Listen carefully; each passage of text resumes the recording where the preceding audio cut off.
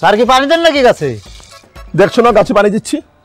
দেন দেন, গাছেরও দরকার আছে, খাদ্য দরকার আছে। আছে নাকি কি সিগারেট ধরামু? ম্যাচটানের মধ্যে ছাদে ভিলে গেছি কে? আগুন আছে আপনার কাছে? তোমার কি মনে হয় আমি বিড়ি বেচি, বিড়ি খাই? আরে বাস, এত রাগ করার কি আছে? খান না, সোজা করে দিলে আমি সিগারেট খাই না, শেষ। তুমি বিড়ি খাওয়া বাদ দাও, না হলে অকালে মারা পড়বা। এমন কথা কইতেছেন মনে হচ্ছে দুনিয়াতে সবাই সারা জীবন বাইচা থাকবো, কেউ মরবো না মনে হয়। আরে বাবা, বিড়ি খাইলেও মরবেন, না খাইলেও মরবেন। আমগো গ্রামের সফেদ চাচা শুনছি বলে হে বেটা 5 বছর বয়স থেকে বিড়ি টানে, মাশাআল্লাহ 100 বছর বয়স, 100 মেরে দিছে, এখনো সে বিড়ি টানে, বিড়ি ছাড়ে নাই। আসলে একটা কথা কই, আল্লাহ যারে নিব সে বিড়ি খাইলেও নিব, না খাইলেও নিব। ডা খাইলে কি কাটকা রাখতে পারে? আটটা কথা স্যার, আমি বললাম বিড়ি খাই না, আমি খাই সিরকেট। সিরকেটের পাওয়ার কম আছে বুঝছেন, বিড়িতে মেলা পাওয়ার। তুমি অত্যন্ত বেশি কথা বলো। আমি বিড়ি খাই না, যাও অন্যদিকে যাও, আমাকে কাজ করতে দাও। বিড়ি খান না, গাঁজা গুজা খান না? গাঁজা দেখি কোথাও পাওয়া যায় কিনা, নিয়ে সে আপনি দিকে। তুমি তো একটা চরম বেয়াদব। তুমি জানো না কার সাথে কি ধরনের কথা বলতে হয়? যাও, তুমি এমন ভাবে কথা বলছো যেন মনে হয় যেন তুমি এই বাড়ি নতুন জামাই। তো জামাই তো রোজিনার লোক, আমার বিয়া শাদির কথাবার্তা ফাইনাল না তো। আমি যদি রোজিনারে বিয়ে করি তাহলে এই বাড়ির জামাই না আমি? শোনেন একটা কথা কই, রোজিনা এই বাড়ির কানের মায়া হইতে পারে, কিন্তু আমি কিন্তু এই বাড়ির মেহমান। আমার বউ যদি বাধা না দিত তাহলে আমি তোমাদের দুইজনকে ঘর থেকে বের করে দিতাম। শালা কপাল, আমি আটকেছি বউতে আর আমার বউ আটকেছি বুয়াতে। এখন বুঝছি আপনার সমস্যা কোন জায়গায়। তাহলে আপনার বউ আপনার কথা শুনে না, এই তো আমগর সমাজে এগুলা চলে না। খালি উল্টা পাল্টা কইলে একবারে কানের গোড়া ঢং করে মেরে একবারে বড়া বানায় হেলে, একটা দিলে সব লাইনে চলে আসে, বুঝছেন না? বউয়ের গায়ে হাত?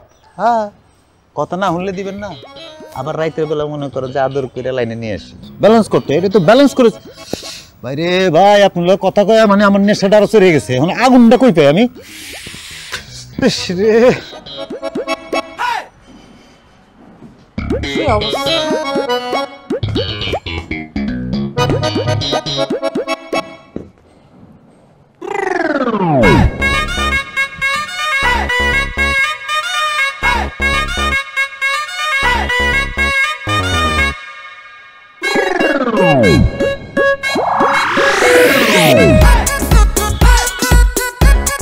এই শুনছো?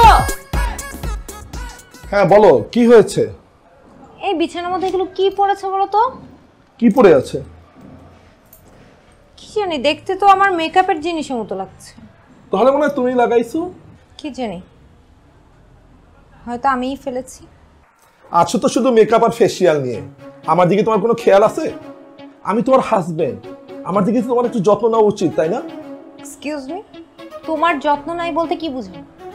বসে থাকতে থাকতে আলু বস্তার মতো হয়ে গেছো। কিছু একটা করো, আমার জন্য চা বানিয়ে নিয়ে দাও।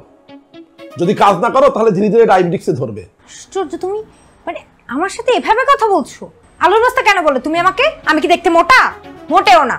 আর তুমি যে আমাকে বলছো আমি বসে বসে থাকি, কিভাবে বলো এই কথা আমাকে? তুমি যেমন বাইরে অফিস করো, আমিও কিন্তু অফিস করি।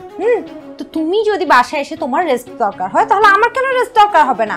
আমার বসে থাকা তোমার সহ্য হয় না, তাই না? বেশি সাহস বেড়ে গেছে। আচ্ছা, ভালো কথা, তোমার ইদানিং সাহস আসলেই বেশি বেড়েছে। ঘটনা কি? সাহসে কি দেখছো? আমার জন্য নিজে হাতে চা বানিয়ে নিয়ে আসো, নইলে কিন্তু। নালে কি? আচ্ছা শরীফ, তুমি তো আগে এমন ছিল না, হ্যাঁ? তুমি মানে তোমার এত সাহস কি করে বাড়লো?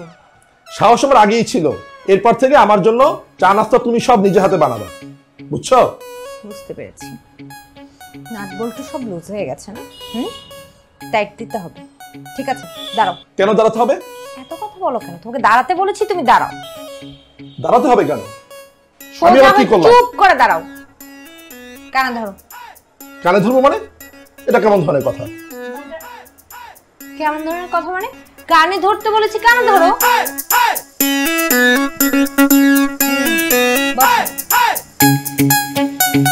এই, আমি তোমাকে কানে ধরে উঠবস করতে বলেছি।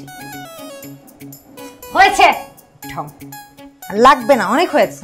তুমি বসো, আমি চা নিয়ে আসছি। আচ্ছা ঠিক আছে, তাড়াতাড়ি এসো কিন্তু।